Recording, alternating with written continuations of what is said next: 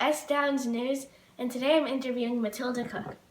Okay, Matilda, today I'm interviewing you so that we can talk about the conflict of the story, Fever. I understand that it might be hard for you, considering everything that you've been through, but do your best to answer every question with detail. I'll try my best.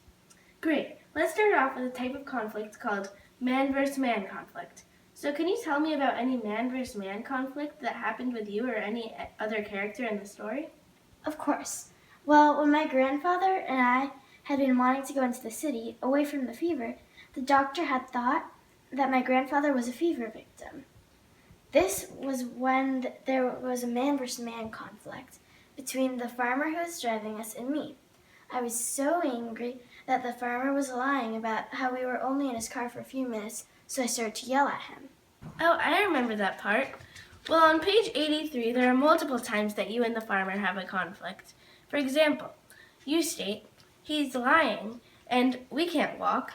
This showed that the farmer was getting in your way of going to the city, where there was no fever, so you started fighting with him, which was a man versus man conflict.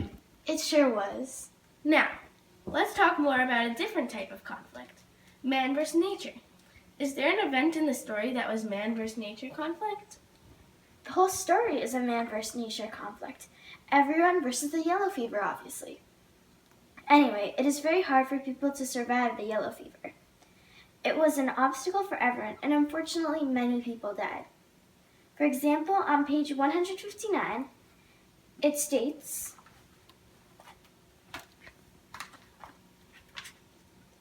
"In the beginning of August, this was the largest city in the United States.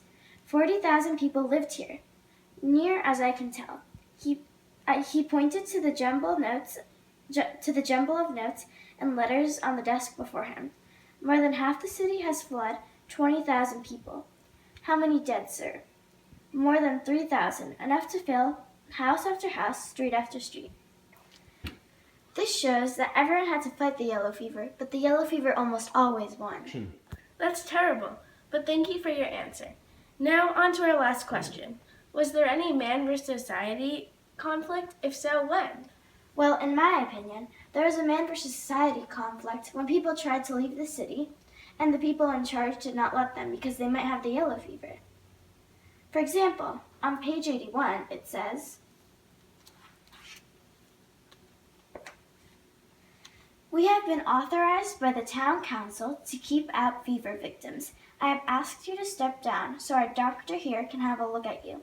If you aren't sick, you can pass through town. If you are, you'll have to turn around."